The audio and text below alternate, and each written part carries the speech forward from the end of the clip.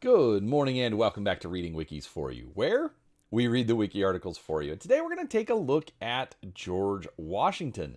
Now, recently in the United States, we celebrated President's Day, and in addition, his birthday is coming up in about a little less than a week. So I thought it would be fun to take a look at this, especially since last week we did Abraham Lincoln. So kind of some of the heavy hitters of American presidents. We might make this a series, but I think I'm going to space it out more than some of the others. So, if you want to see a particular president, do me a favor, drop a comment down below and let me know what you'd like to hear about or who you'd like to hear about. And we'll make sure we get that into the schedule. And of course, as always, if you enjoy these, hit that like button. Make sure you hit the subscribe button so that you don't miss videos when they come out every single day. But with all of that said, let's go ahead and get started. George Washington was a founding father and the first president of the United States, serving from 1789 to 1797. As commander of the Continental Army, Washington led Patriot forces to victory in the American Revolutionary War against the British Empire. He was commonly known as the Father of the Nation for his role in bringing about American independence. Born in the colony of Virginia, Washington became the commander of the Virginia Regiment during the French and Indian War. He was later elected to the Virginia House of Burgesses and opposed the perceived oppression of the American colonists by the British Crown. When the American Revolutionary War against the British began in 1775, Washington was appointed commander-in-chief of the Continental Army. He directed a poorly organized and equipped force against disciplined British troops. Washington and his army achieved an early victory at the Siege of Boston in March 1776, but were forced to retreat from New York City in November.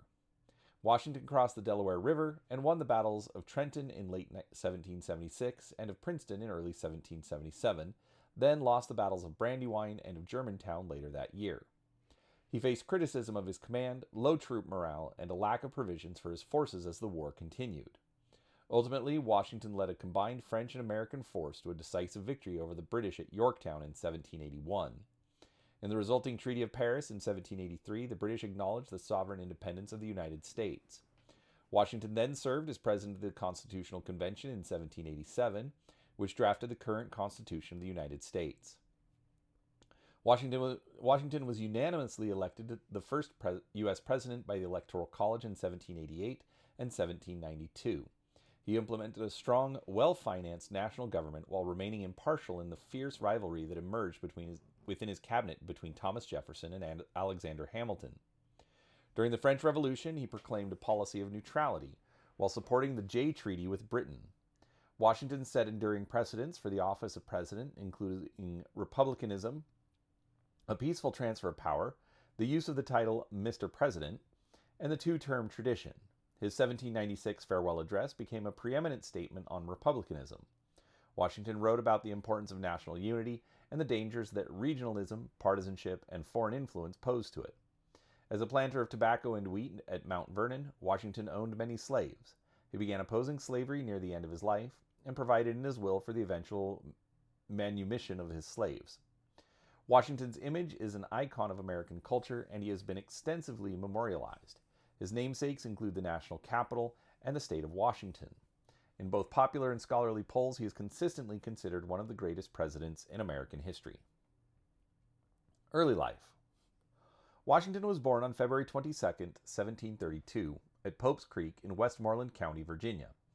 He was the first of 6 children of Augustine and Mary Ball Washington. His father was a justice of the peace and a prominent public figure who had 4 additional children from his first marriage to Jane Butler. Washington was not close to his father and rarely mentioned him in later years. He had a fractious relationship with his mother. Among his siblings, he was particularly close to his older half-brother Lawrence. The family moved to a plantation on Little Hunting Creek in 1735 before settling at Ferry Farm near Fredericksburg, Virginia in 1738. When Augustine died in 1743, Washington inherited Ferry Farm and 10 slaves. Lawrence inherited Little Hunting Creek and renamed it Mount Vernon. Because of his father's death, Washington did not have the formal education his elder half-brothers had received at Appleby Grammar School in England. He instead attended the Lower Church School in Hartfield. He learned mathematics and land surveying and became a talented draftsman and mapmaker.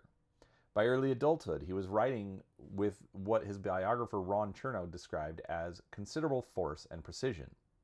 As a teenager, Washington compiled over 100 rules for social interaction styled the Rules of Civility, copied from an English translation of a French guidebook. Washington often visited Belvoir, the plantation of William Fairfax, Lawrence's father-in-law, and Mount Vernon. Fairfax became Washington's patron and surrogate father. In 1748, Washington spent a month with the team surveying Fairfax's Shenandoah Valley property. The following year, he received a surveyor's license from the College of William and Mary. Even though Washington had not served the customary apprenticeship, Thomas Fairfax appointed him surveyor of Culpeper County, Virginia. Washington took his oath of office on July 20, 1749, and resigned in 1750. By 1752, he had bought almost 1,500 acres in the Shenandoah Valley and owned 2,315 acres. In 1751, Washington left mainland North America for the first and only time when he accompanied Lawrence to Barbados, hoping the climate would cure his brother's tuberculosis. Washington contracted smallpox during the trip, which left his face slightly scarred and provided immunity against future infection. Lawrence died in 1752, and Washington leased Mount Vernon from his widow, Anne. He inherited it outright after her death in 1761. The Barbados journey exposed Washington to the wider British Atlantic world and to aspects of plantation society and imperial administration beyond Virginia. Colonial military career, 1752 to 1758. Lawrence Washington's service as Adjutant General of the Virginia Militia inspired George to seek a militia commission. Virginia's Lieutenant Governor Robert Dinwiddie appointed Washington as a major and commander of one of the 4 militia districts. The British and French were competing for control of the Ohio River Valley. The British were constructing forts along the river and the French between the river and Lake Erie. In October 1753, Dinwiddie appointed Washington as a special envoy to demand the French forces vacate land that was claimed by the British. Washington was also directed to make peace with the Iroquois Confederacy and to gather intelligence about the French forces.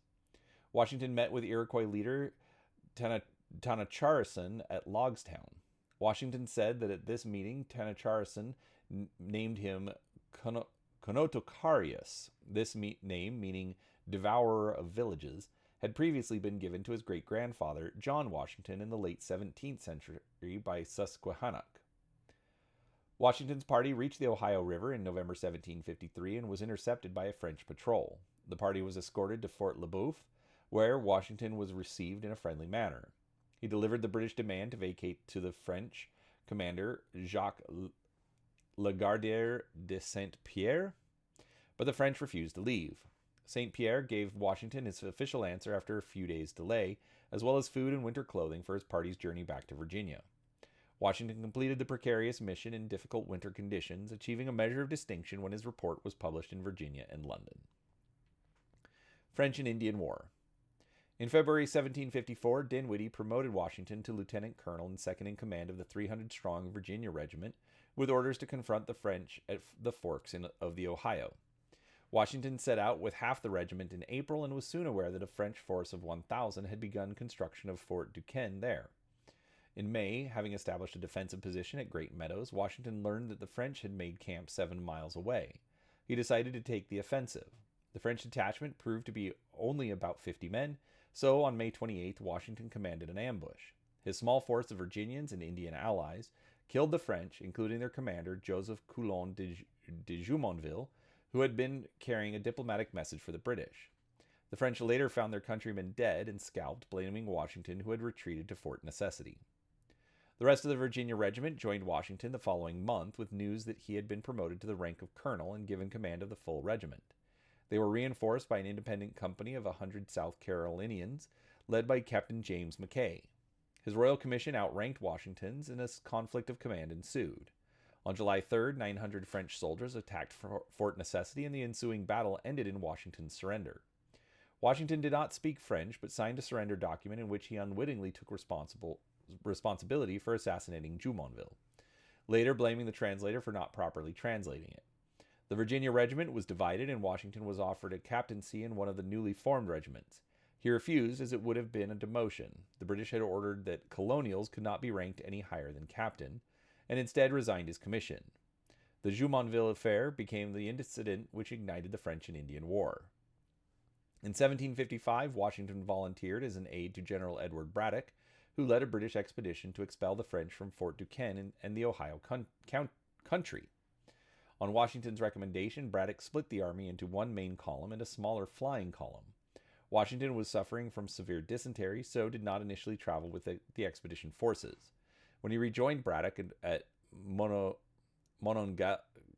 Monongahela, still very ill, the French and their Indian allies ambushed the divided army. Two-thirds of the British force became casualties in the ensuing Battle of the Monongahela, and Braddock was killed. Under the command of Lieutenant Colonel Thomas Gage, Washington rallied the survivors and formed a rearguard, allowing the remnants of the force to retreat. During the engagement, Washington had 2 horses shot out from under him, and his hat and coat were pierced by bullets. His conduct redeemed his reputation among critics of his command in the Battle of Fort Necessity, but he was not included by the succeeding commander in planning subsequent operations. The Virginia Regiment was reconstituted in August 1755, and Dinwiddie appointed Washington its commander, again with the rank of colonel. Washington clashed over seniority almost immediately, this time with Captain John Dagworthy, who commanded a detachment of Marylanders at the regiment's headquarters in Fort Cumberland. Washington, impatient for an offensive against Fort Duquesne, was convinced Braddock would have granted him a royal commission and pressed his case in February 1756 with Braddock's successor as commander-in-chief, William Shirley, and again in January 1757 with Shirley's successor, Lord Loudon. Loudon humiliated Washington, refused him a royal commission, and agreed only to relieve him of the responsibility of manning Fort Cumberland. In 1758, the Virginia Regiment was assigned to the British Forbes expedition to capture Fort Duquesne. General John Forbes took Washington's advice on some aspects of the expedition, but rejected his opinion on the best route to the fort. Forbes nevertheless made Washington a brevet brigadier general and gave him command of one of the 3 brigades that was assigned to assault the fort. The French had abandoned the fort in the valley before the assault, however, and Washington only saw a friendly fire incident, which left 14 dead and 26 injured. Frustrated, he resigned his commission soon afterwards and returned to Mount Vernon. Under Washington, the Virginia Regiment had defended 300 miles of frontier against 20 Indian attacks in 10 months. He increased the professionalism of the regiment as it grew from 300 to 1,000 men, though he failed to realize a royal commission which made him hostile towards the British. He gained self-confidence, leadership skills, and knowledge of British military tactics. The destructive competition Washington witnessed among colonial politicians fostered his later support of a strong central government. Marriage, civilian, and political life, 1759 to 1775. On January 6, 1759, Washington, at age 26, married Martha Dandridge Custis, the 27-year-old widow of wealthy plantation owner Daniel Parke Custis. Martha was intelligent, gracious, and experienced in managing a planter's estate, and the couple had a happy marriage. They lived at Mount Vernon, where Washington cultivated tobacco and wheat.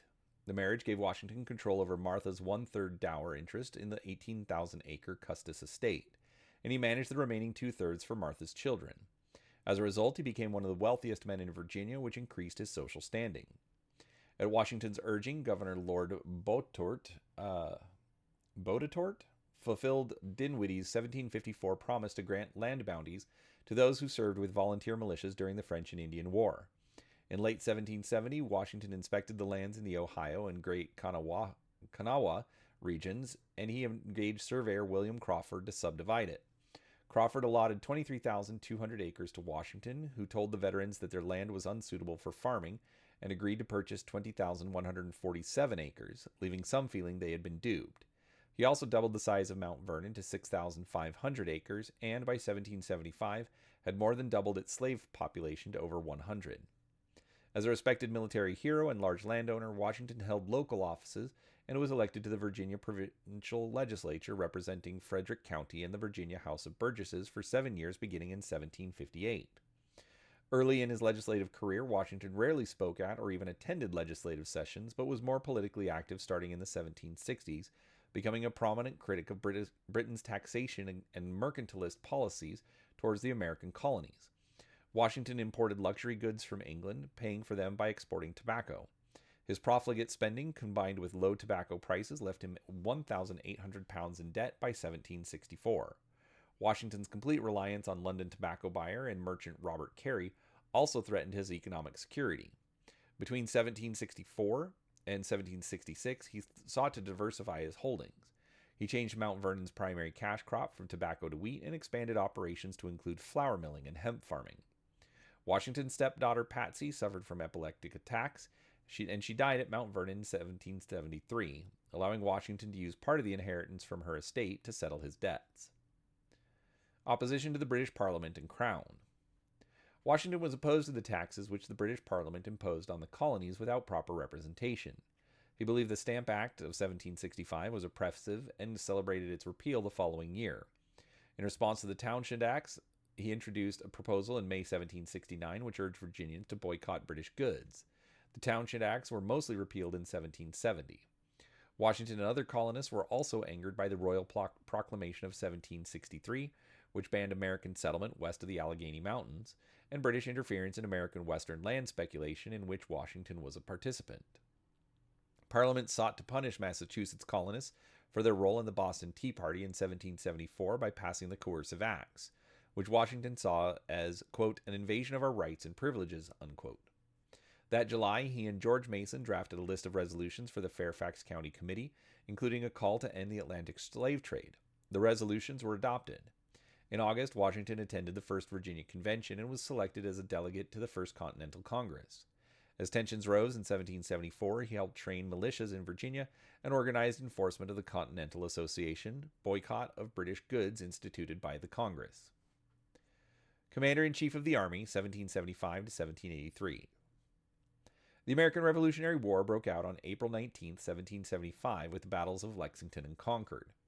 Washington hastily departed Mount Vernon on May 4th to join the Second Continental Congress in Philadelphia.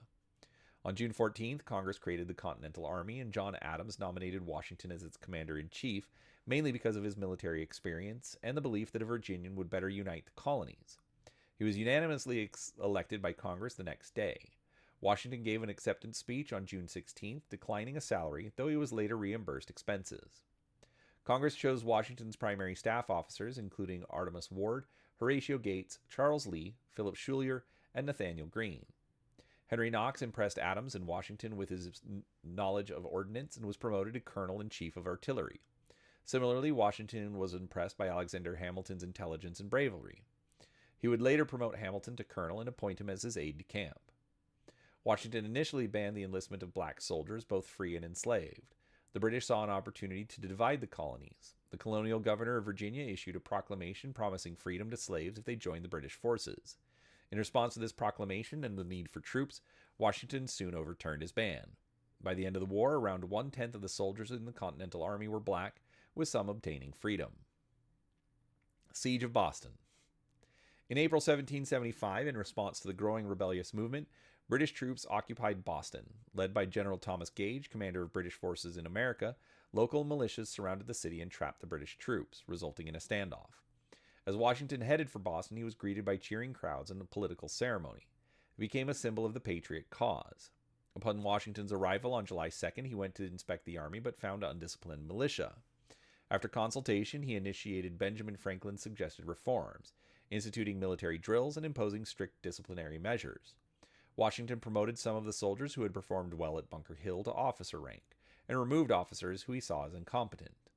In October, King George III declared the colonies were in open rebellion and relieved Gage of command, replacing him with General William Howe. When the Charles River froze over, Washington was eager to cross and storm Boston, but Gates and others were opposed to having untrained militia attempt to assault well-garrisoned fortifications. Instead, Washington agreed to secure the Dorchester Heights above Boston to try to force the British out. On March 17th, 8,906 British troops, 1,100 loyalists, and 1,220 women and children began a chaotic naval evacuation. Washington entered the city with 500 men, giving them explicit orders not to plunder. He refrained from exerting military authority in Boston, leaving civilian matters in the hands of local authorities. New York and New Jersey. Battle of Long Island. After the victory at Boston, Washington correctly guessed that the British would return to New York City and retaliate. He arrived there on April 13, 1776, and ordered the construction of fortifications. He also ordered his forces to treat civilians and their property with respect to avoid the abuses Bostonians suffered at the hands of British troops. The British forces, including more than 100 ships and thousands of troops, began arriving on Staten Island in July to lay siege to the city. Howe's troop strength totaled 32,000 regulars and Hessian auxiliaries. Washington had 23,000 men, mostly untrained recruits and militia. In August, Howe landed 20,000 troops at Gravesend, Brooklyn, and approached Washington's fortifications. Overruling his generals, Washington chose to fight based on inaccurate information that Howe's army had only around 8,000 soldiers. In the Battle of Long Island, Howe assaulted Washington's flank and inflicted 1,500 Patriot casualties. Washington retreated to Manhattan. Howe sent a message to Washington to negotiate peace, addressing him as George Washington, Esquire. Washington declined to accept the message, demanding to be addressed with diplomatic protocol, not as a rebel. Despite misgivings, Washington heeded the advice of General Greene to defend Fort Washington, but was ultimately forced to abandon it. Howe pursued, and Washington retreated across the Hudson River to Fort Lee. In November, Howe captured Fort Washington. Loyalists in New York City considered Howe a liberator and spread a rumor that Washington had set fire to the city. Now reduced to 5,400 troops, Washington's army retreated through New Jersey, crossing the Delaware, Trenton, and Princeton. Washington crossed the Delaware River into Pennsylvania, where General John Sullivan joined him with 2,000 more troops. The future of the Continental Army was in doubt due to a lack of supplies, a harsh winter, expiring enlistments, and desertions. Howe posted a Hessian garrison at Trenton to hold western New Jersey and the east shore of the Delaware. At sunrise on December 26, 1776, Washington, aided by Colonel Knox and artillery, led his men in a successful surprise attack on the Hessians.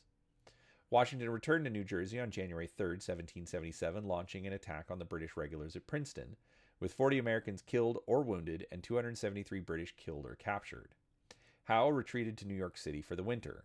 Washington took up winter headquarters in Morristown, New Jersey. Strategically, Washington's victory at Trenton and Princeton were pivotal. They revived Patriot morale and quashed the British strategy of showing overwhelming force, followed by offering generous terms, changing the course of the war.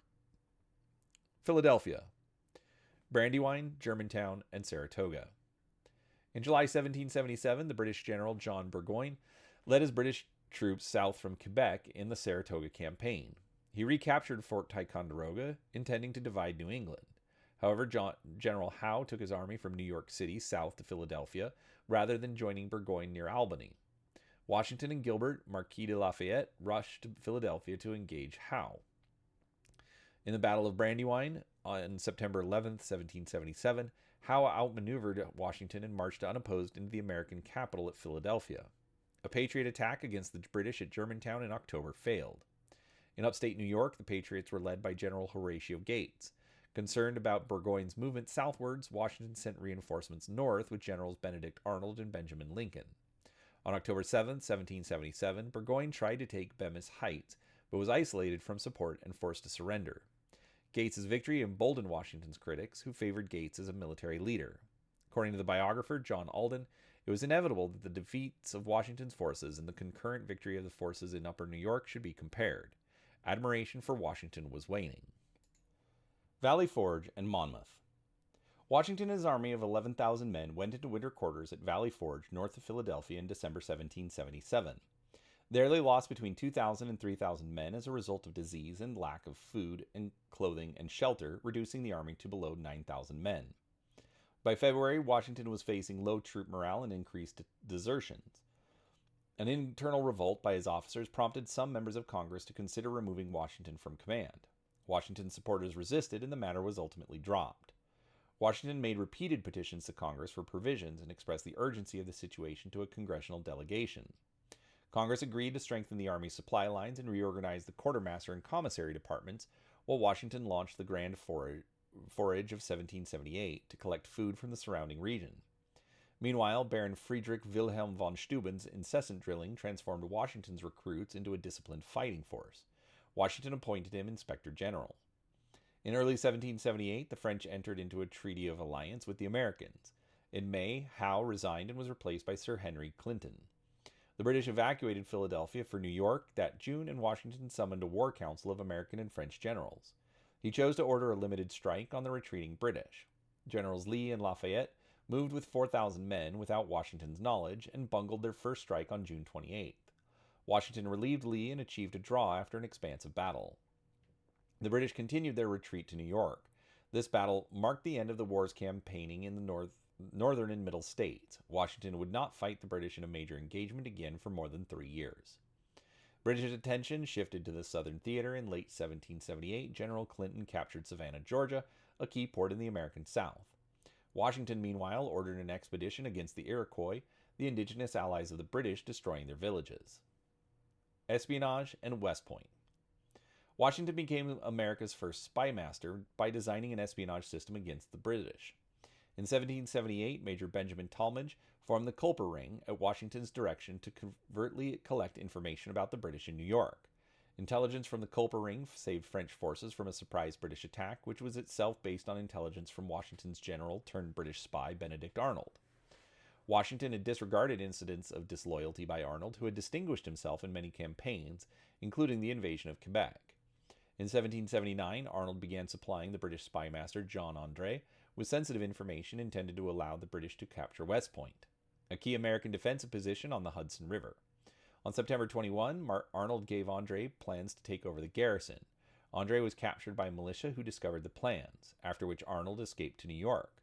On being told about Arnold's treason, Washington recalled the commander's position under Arnold at key points around the fort to prevent any complicity. He assumed personal command at West Point and reorganized its defenses. Southern Theater and Yorktown. By June 1780, the British had occupied the South Carolina Piedmont and had firm control of the South. Washington was reinvigorated, however, when Lafayette returned from France with more ships, men, and supplies, and 5,000 veteran French troops led by Marshal Rochambeau arrived at Newport, Rhode Island in July. General Clinton sent Arnold, now a British brigadier general, to Virginia in December with 1,700 troops to capture Portsmouth and conduct raids on Patriot forces. Washington sent Lafayette south to counter Arnold's efforts. Washington initially hoped to bring the fight to New York, drawing the British forces away from Virginia and ending the war there. But Rochambeau advised him that Cornwallis in Virginia was the better target. On August 19, 1781, Washington and Rochambeau began a march to Yorktown, Virginia, known now as the celebrated March. Washington was in command of an army of 7,800 Frenchmen, 3,100 militia, and 8,000 Continental troops. Inexperienced in siege warfare, he often deferred to the judgment of Rochambeau. Despite this, Rochambeau never challenged Washington's authority as the battle's commanding officer. By late September, Patriot French forces surrounded Yorktown, trapping the British army, while the French Navy emerged victorious at the Battle of the Chesapeake. The final American offensive began with a shot fired by Washington. The siege ended with a British surrender on October 19, 1781. Over 7,000 British soldiers became prisoners of war. Washington negotiated the terms of surrender for 2 days, and the official signing ceremony took place on October 19th. Although the peace treaty was not negotiated for 2 more years, Yorktown proved to be the last significant battle of the Revolutionary War, with the British Parliament agreeing to cease hostilities in March 1782. Demobilization and resignation. When peace negotiations began in April 1782, both the British and French began gradually evacuating their forces. In March 1783, Washington successfully claimed the Newburgh Conspiracy and planned mutiny by American officers dissatisfied with a lack of pay.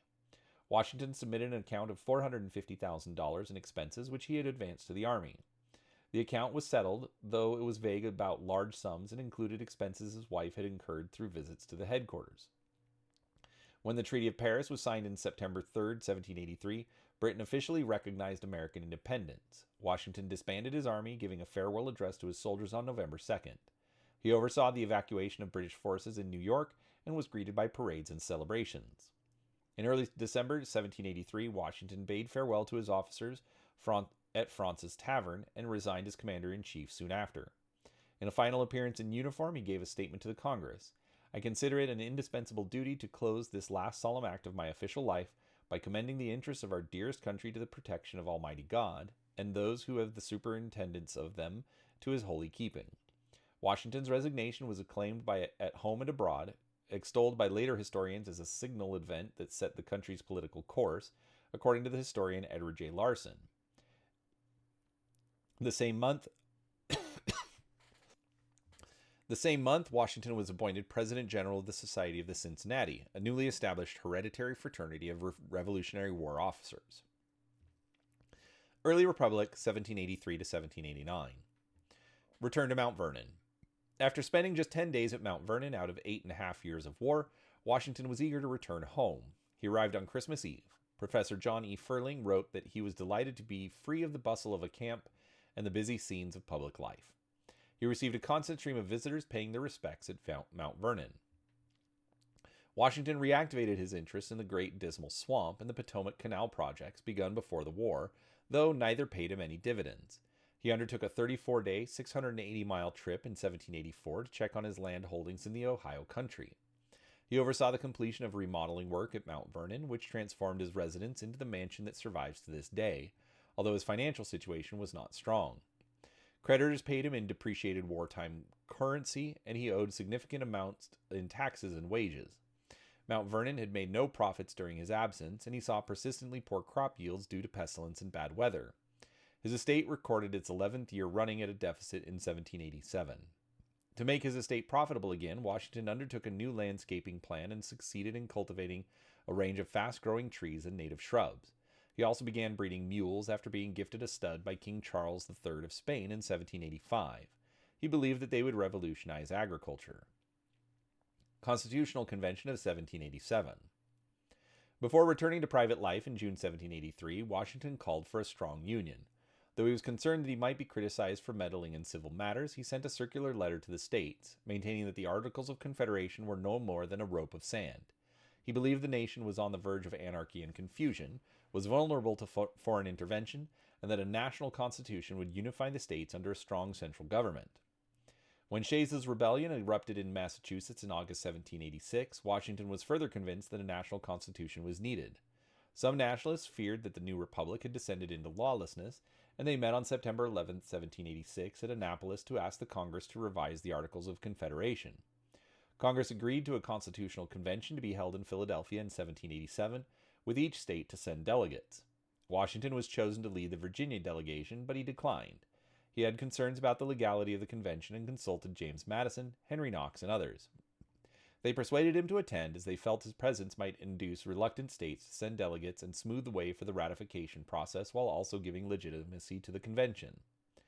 Washington arrived in Philadelphia on May 9, 1787, and the convention began on May 25th. Benjamin Franklin nominated Washington to preside over the meeting, and he was unanimously elected. The delegate, Edmund Randolph, introduced Madison's Virginia plan. It called for an entirely new constitution and a sovereign national government, which Washington highly recommended. However, details around representation were particularly contentious, resulting in a competing New Jersey plan being brought forward. On July 10th, Washington wrote to Alexander Hamilton, quote, "I almost despair of seeing a favorable issue to the proceedings of our convention, and do therefore repent having had any agency in the business," unquote. Nevertheless, he lent his prestige to the work of the other delegates, lobbying many to support the ratification of the Constitution. The final version adopted the Connecticut Compromise between the two plans, and was signed by 39 of 55 delegates on September 17, 1787. First presidential election. Just prior to the first presidential election of 1789, in 1788, Washington was appointed Chancellor of the College of William and Mary. He continued to serve through his presidency until his death. The delegates to the convention for the first presidential election anticipated a Washington presidency and left it to him to define the office once elected. When the state electors voted on February 4, 1789, Washington was unanimously elected, unique among U.S. presidents. John Adams was elected vice president. Despite writing that he felt anxious and painful sensations about leaving Mount Vernon, Washington departed for New York City on April 16th. Presidency. First term. Washington was inaugurated on April 30, 1789, taking the oath of office at Federal Hall in New York City. His coach was led by militia and a marching band and followed by statesmen and foreign dignitaries in an inaugural parade with a crowd of 10,000. Robert R. Livingston administered the oath using a Bible provided by the Masons. Washington read a speech in the Senate chamber asking that Almighty Being consecrate the liberties and happiness of the people of the United States. Though he wished to serve without a salary, Congress insisted that he receive one, providing Washington $25,000 annually compared to $5,000 annually for the vice president. Washington wrote to James Madison, "As the first of everything in our situation, we will serve to establish a precedent. It is devoutly wished on my part that these precedents be fixed on true principles." To that end, he argued against the majestic titles proposed by the Senate, including His Majesty, His Highness to the President, in favor of Mr. President. His executive precedents included the inaugural address, messages to Congress, and the cabinet form of the executive branch. He also selected the first justices for the Supreme Court. Washington was an able administrator and judge of talent and character. The old Confederation lacked the powers to handle its workload and had weak leadership. No executive, a small bureaucracy of clerks, large debt, worthless paper money, and no power to establish taxes. Congress created executive departments in 1789, including the State Department, the War Department, and the Treasury Department. Washington appointed Edmund Randolph as Attorney General, Samuel Osgood as Postmaster General, Thomas Jefferson as Secretary of State, Henry Knox as Secretary of War, and Alexander Hamilton as Secretary of the Treasury. Washington's cabinet became a consulting and advisory body, not mandated by the Constitution. Washington restricted cabinet discussions to topics of his choosing and expected department heads to agreeably carry out his decisions.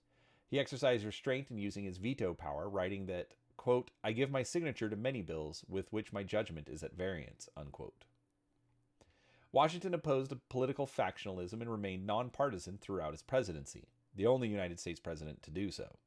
He was sympathetic to a federalist form of government. Washington's closest advisors formed two factions, pretending the first-party system. Hamilton formed the Federalist Party to promote national credit and a financially powerful nation. Jefferson opposed Hamilton's agenda and founded the Jeffersonian Republicans.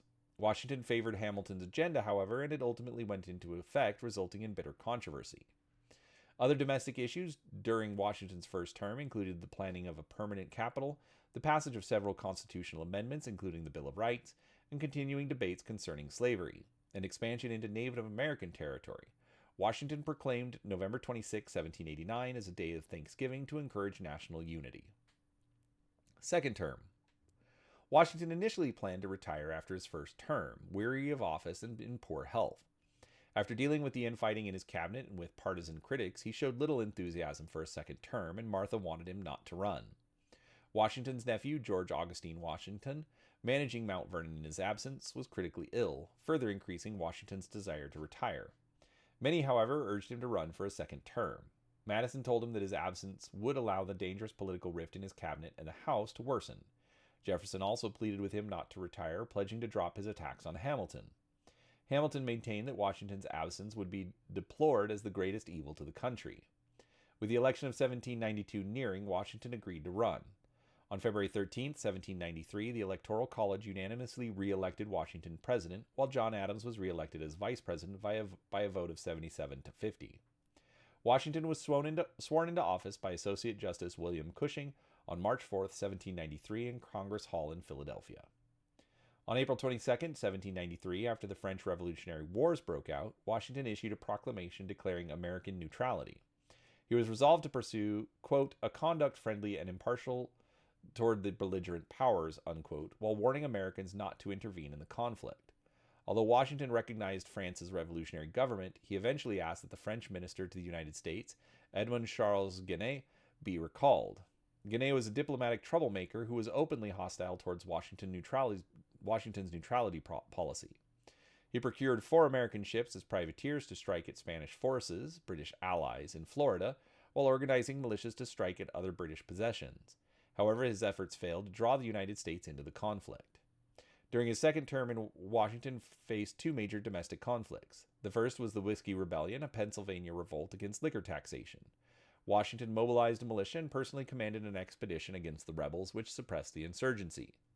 The second was the Northwest Indian War between white settlers and Native Americans who were supported by the British. The latter were stationed in forts that they had refused to abandon after the Revolutionary War. In 1794, American troops defeated the Native American forces at the Battle of Fallen Timbers, ending the conflict between the two. Hamilton formulated the Jay Treaty to normalize trade relations with Britain while removing them from Western forts, and also to resolve financial debts remaining from the Revolution. Chief Justice John Jay represented Washington's position and signed the treaty on November 19, 1794. Washington supported the treaty because it avoided war, although he was disappointed with it that its provisions favored Britain. He mobilized public opinion and secured ratification, but faced frequent public criticism and political controversy. Following the British abandonment of their forts around the Great Lakes, the proposed position of the Canada-United States border was sent into arbitration. Numerous pre-revolution debts were settled, and the British opened the British West Indies to American merchants. The agreement secured peace with Britain and a decade of prosperous trade. However, Jefferson claimed that it angered France and invited rather than avoided war. Jefferson's claim was verified when relations with France deteriorated after the signing of the treaty with the French Directory, authorizing the seizure of American ships 2 days before Washington's term ended. Succeeding President John Adams was left with the prospect of war. Relations with the Spanish were more successful. Thomas Pinckney negotiated the Treaty of San Lorenzo in 1795, settling the border between the United States and Spanish territory and guaranteeing American navigational access to the Mississippi River. On July 31, 1793, Jefferson submitted his resignation from cabinet. Hamilton resigned from office in January 1795 and was replaced by Oliver Wolcott, Jr. Washington's relationship with Secretary of War Henry Knox deteriorated over rumors that Knox had profited from contracts for the construction of U.S. frigates, ostensibly commissioned to combat Barbary pirates under the Naval Act of 1794. Knox was forced to resign. In the final months of his presidency, Washington was assailed by his political foes and a partisan press who accused him of being ambitious and greedy. He came to regard the press as a disuniting force. Washington also opposed demands by Congress to see papers related to the Jay Treaty, arguing that they were not relative to any purpose under the cognizance of the House of Representatives, except that of an impeachment, which the resolution has not expressed. Farewell Address. At the end of his second term, Washington retired. He was dismayed with the personal attacks against him and wanted to ensure that a truly contested presidential election could be held. He did not feel bound to a two-term limit, but his retirement set a significant precedent. In May 1792, in anticipation of his retirement, Washington instructed James Madison to prepare a valedictory address, an initial draft of which was entitled The Farewell Address. In May 1796, Washington sent the manuscript to Hamilton, who did an extensive rewrite, while Washington provided final edits. On September 19, 1796, David Claypool's American Daily Advertiser published the address. Washington stressed that national identity was paramount and said that the name of American must always exalt the just pride of patriotism. Washington warned against the dangers of political parties and entangling foreign alliances with domestic affairs. He counseled friendship and commerce with all nations, but advised against involvement in European wars. He stressed the importance of religion, asserting that, quote, religion and morality are indispensable supports, unquote, in a republic. He closed the address by reflecting on his legacy. Quote, I fervently beseech the Almighty to avert or mitigate the evils to which my unintended errors may tend. I shall also carry with me the hope that my country will never cease to view them with indulgence, and that, after 45 years of my life dedicated to its service with an upright zeal, the faults of incompetent abilities will be consigned to oblivion, as myself must soon be to the mansions of rest, unquote. After initial publication, many Republicans, including Madison, criticized the address and described it as an anti-French campaign document, with Madison believing that Washington was strongly pro-British. In 1972, the Washington scholar James Flexner referred to the farewell address as receiving as much acclaim as Thomas Jefferson's Declaration of Independence and Abraham Lincoln's Gettysburg Address. In 2010, Chernow called the farewell address one of the most influential statements on republicanism. Post-presidency, 1797 to 1799. Retirement. When Washington retired to Mount Vernon in 1797, he devoted time to his business interests, even though his plantation operations were only minimally profitable. Nearly all of his wealth was in the form of land and slaves rather than ready cash. To supplement his income, Washington erected a distillery for whiskey production using his enslaved workers.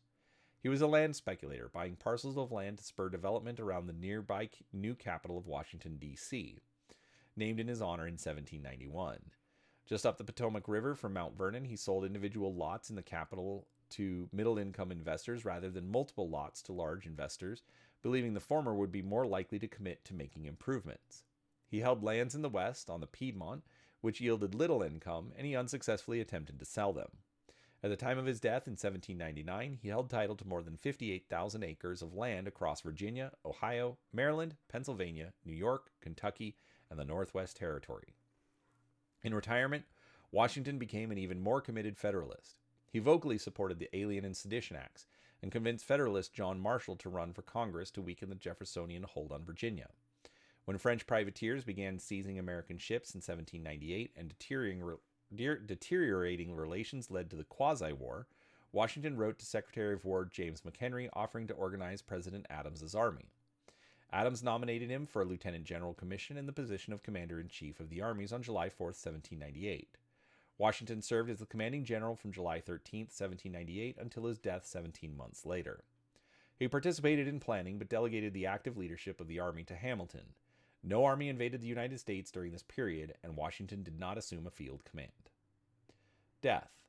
On December 12, 1799, Washington inspected his farms on horseback in inclement weather for 5 hours. He then dined with guests without putting on dry clothes. He had a sore throat the next day, but was well enough to mark trees for cutting. Early the following morning, he awoke to an inflamed throat and difficulty breathing. He ordered his estate overseer, George Rawlins, to remove nearly a pint of his blood. His family summoned Drs. James Craik, Gustavus Richard Brown, and Elisha C. Dick. Brown initially believed Washington had quinsy. Dick thought the condition was a more serious, violent inflammation of the membranes of the throat. They continued bloodletting to approximately 5 pints, but Washington's condition deteriorated further. Dick proposed a tracheotomy. The other physicians were not familiar with that procedure and disapproved. Washington instructed Brown and Dick to leave the room while he assured Craik, "Doctor, I die hard, but I am not afraid to go." On his deathbed, afraid of being entombed alive, Washington instructed his private secretary, Tobias Lear, to wait 3 days before burial.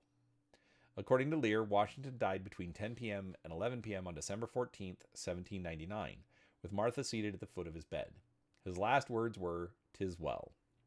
The diagnosis of Washington's illness and the immediate cause of his death have been subjects of debate. The published account of Craik and Brown stated that his symptoms were consistent with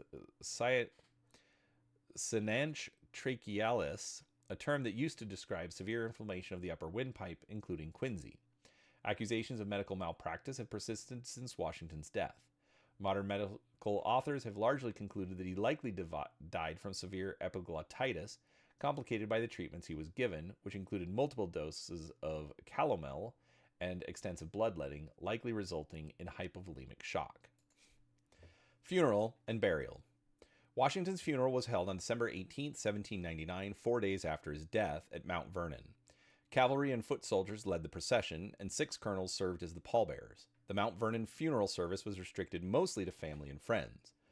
Reverend Thomas Davis read a brief funeral service, followed by a ceremony performed by members of Washington's Masonic Lodge. Washington had been a Freemason since 1752. Word of his death traveled slowly, but as far as other regions, church bells rang and many businesses closed. Memorial processions were held in major cities of the United States. Martha burned her correspondence with Washington to protect its privacy, though 5 letters between the couple are known to have survived.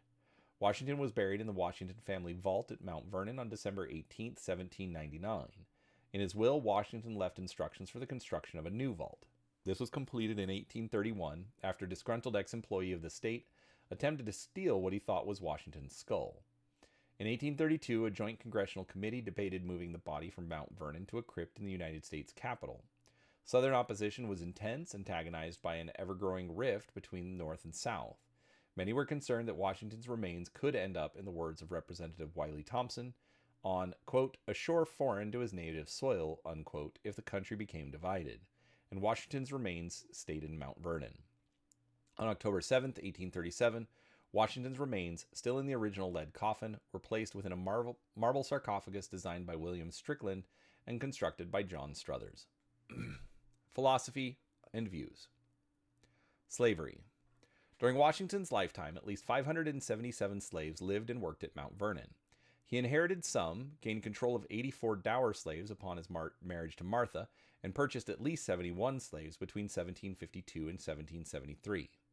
From 1786, he rented slaves as part of an agreement regarding a neighboring estate. They totaled 40 in 1799. Slavery is deeply ingrained in the economic and social fabric of the colony of Virginia. Prior to the Revolutionary War, Washington's views on slavery matched those of most Virginia planters of the time. Quote, "His principal interest was still their contribution to the economic life of the plantation," unquote. Beginning in the 1760s, however, Washington gradually grew to oppose it. His first doubts were prompted by his choice to transition from tobacco to grain crops, which left him with a costly surplus of slaves, causing him to question the system's economic efficiency. In a 1778 letter to Lund, Washington, he made clear his desire to, quote, get quit of Negroes," unquote. His growing disillusionment with the institution was spurred by the principles of the Revolution and revolutionary friends such as Lafayette and Hamilton. Most historians agree the Revolution was central to the evolution of Washington's attitudes.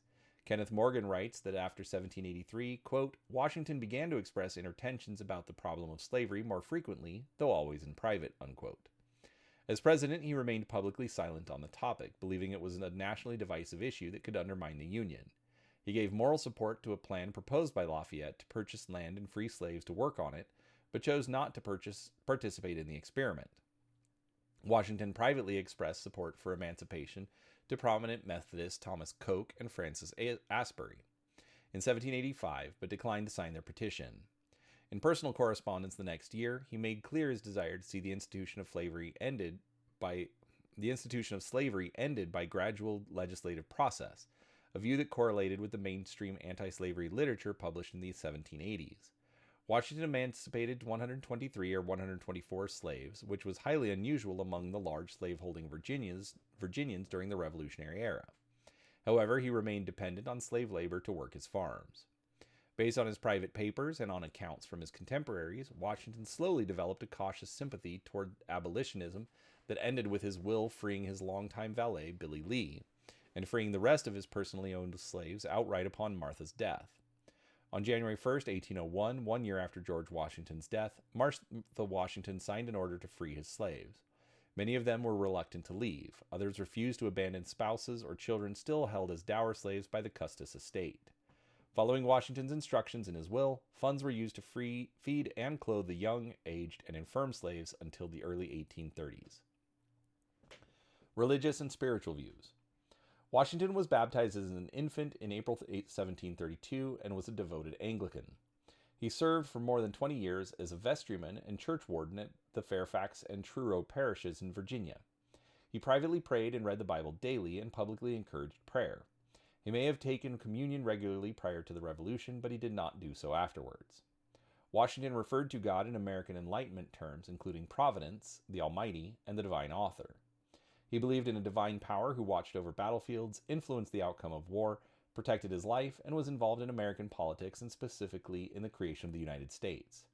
Chernow has argued that Washington avoided evangelistic Christianity, hellfire and brimstone speech, and anything inclined to, quote, flaunt his religiosity, unquote, saying that he, quote, never used his religion as a device for partisan purposes or in official undertakings, unquote. At the same time, Washington frequently quoted from or paraphrased the Bible and often referred to the Anglican Book of Common Prayer. While president, Washington acknowledged major religious sects, gave speeches on religious toleration, and opposed state religion. He adopted the ideas, values, and modes of thinking of the Enlightenment, but he harbored no contempt for organized Christianity and its clergy. In 1793, speaking to members of the New Church in Baltimore, Washington said, "We have abundant reason to rejoice that in this land the light of truth and reason has triumphed over the power of bigotry and superstition." Freemasonry was a widely accepted institution in the late 18th century known for advocating moral teachings. American Masonic lodges did not share the anti-clerical views of the controversial European lodges. A Masonic lodge was established in Fredericksburg, Virginia in September 1752, and Washington was initiated 2 months later at the age of 20 as one of its first entered apprentices. Within a year, he progressed through its ranks to become a Master Mason. In 1777, he was recommended for the office of Grand Master of the newly established Grand Lodge of Virginia. Sources differ as to whether he declined or was never asked, but he did not assume the role. He served as the Charter Master of Alexandria Masonic Lodge, number 22, in 1788 and 89. Personal life. Washington's 1751 bout with smallpox may have rendered him sterile, though Chernow notes that it is possible that Martha, quote, sustained injury during the birth of Patsy, her final child, making additional births impossible, unquote. The couple lamented not having any children together. The two raised Martha's children, John Parke Custis and Martha Parke Custis, and later Jackie's two youngest children, Eleanor Parke Custis and George Washington Parke Custis, and supported numerous nieces and nephews. Some descendants of West Ford, a slave of Washington's younger brother John Augustine Washington, maintain that Ford was fathered by George Washington, though his paternity has been disputed. Washington was somewhat reserved in personality, although he was known for having a strong presence. He made speeches and announcements when required, but he was not a noted orator nor debater. He drank alcohol in moderation but was morally opposed to excessive drinking, smoking tobacco, gambling, and profanity. He was taller than most of his contemporaries. Accounts of his height vary from 6 foot to 6 foot 3.5 inches. He was known for his strength. He had gray blue eyes and long reddish-brown hair. He did not wear a powdered wig. Instead, he wore his hair curled, powdered, and tied in a queue in the fashion of the day. Washington suffered from severe tooth decay and ultimately lost all of his teeth except one. He had several sets of false teeth during his presidency. Contrary to common lore, these were not made of wood, but of metal, ivory, bone, animal teeth, and human teeth possibly obtained from slaves. His dental problems left him in constant pain, which he treated with laudanum. He also experienced a painful growth in his thigh early in his first presidential term, followed by a life-threatening bout of pneumonia in 1790 from which he never fully recovered. Washington was a talented equestrian. Jefferson described him as, quote, the best horseman of his age, unquote. He collected thoroughbreds at Mount Vernon. His two favorite horses were Blueskin and Nelson. Legacy. Washington is one of the most influential figures in American history. Virginia's Governor Henry Lee III eulogized him as, quote, first in war, first in peace, and first in the hearts of his countrymen, unquote. Polls have consistently placed Washington among the highest ranked of presidents. Washington became an international symbol for liberation and nationalism as the leader of the first successful revolution against a colonial empire. In 1879, Congress proclaimed Washington's birthday to be a federal holiday. In 1976, he was posthumously appointed General of the Armies of the United States during the American Bicentennial. President Gerald Ford stated that Washington would, quote, rank first among all officers of the Army, past and present, unquote. On March 13, 1978, Washington was officially promoted by the Army. In 1809, Mason Locke Weems wrote a hagiographic biography to honor Washington.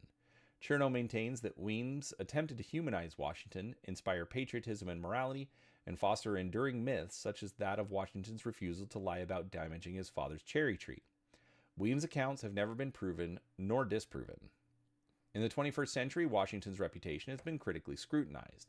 The historian John Ferling maintains that Washington remains the only founder and president ever to be referred to as godlike, and points out that his character has been the most scrutinized by historians. The author David Hackett Fisher defined Washington's character as integrity, self-discipline, courage, absolute honesty, resolve, and decision, but also forbearance, decency, and respect for others. Washington's legacy with Native Americans is mixed. Chernow describes Washington as always trying to be even-handed in dealing with indigenous peoples, hoping they would abandon their itinerant hunting life and adapt to fixed agricultural communities in the manner of white settlers. He also maintains that Washington never advocated outright confiscation of tribal land or the forcible removal of tribes.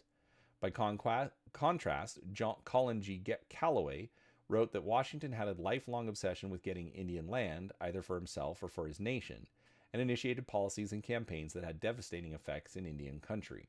He stated, quote, the growth of the nation demanded the dispossession of Indian people, but if Indians refused and resisted, as they often did, he felt he had no choice but to extirpate them, and that the expeditions he sent to destroy Indian towns were therefore entirely justified, unquote. Along with other founding fathers, Washington has been criticized for holding enslaved people. Though he expressed the desire to see the abolition of slavery through legislation, he did not initiate or support any initiatives for bringing about its end. This has led to calls to remove his name from public buildings and his statue from public spaces. Washington's presidential library is housed at Mount Vernon, which is now a National Historic Landmark. His papers are held by the Library of Congress. Namesakes and monuments. Many places and monuments have been named in honor of Washington, including the capital city of Washington, D.C., and the state of Washington.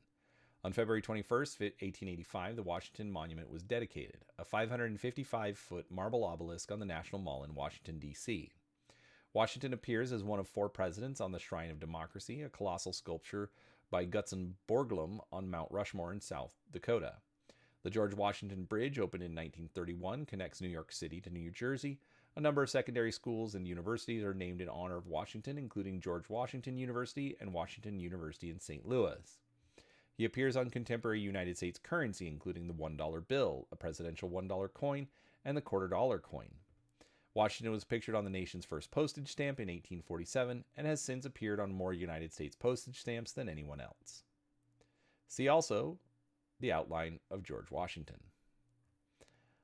All right, that was actually really good. Kind considering a lot of modern events, especially that were mentioned there at the end about his opinion on slavery and the fact that he owned slaves and so his name should be removed, everything. I actually think this article handled that very, very well, rather balanced. You know, but especially because it did actually share the information about the fact that, you know, he was hoping to get rid of slavery. I normally don't editorialize on these, but, you know, reading through this, he was absolutely determined to keep the Union together. It had just formed. He was doing everything he could to make sure that everybody kept working together. And, you know, for him to come out and say something like that would have shattered it almost from the beginning. So he was in a tough spot. I think he did well with what he did. And obviously there's a legacy behind him. So regardless, I hope you found that interesting. I know that I did. If you did, hit that like button. Make sure you're subscribed because I do put out new videos every single day, and I'd love for you to come along and see what we have to share. And as always, do me a favor, drop a comment down below. Let me know what you think and what you'd like to hear about next. Thanks so much for watching, and we'll talk to you next time.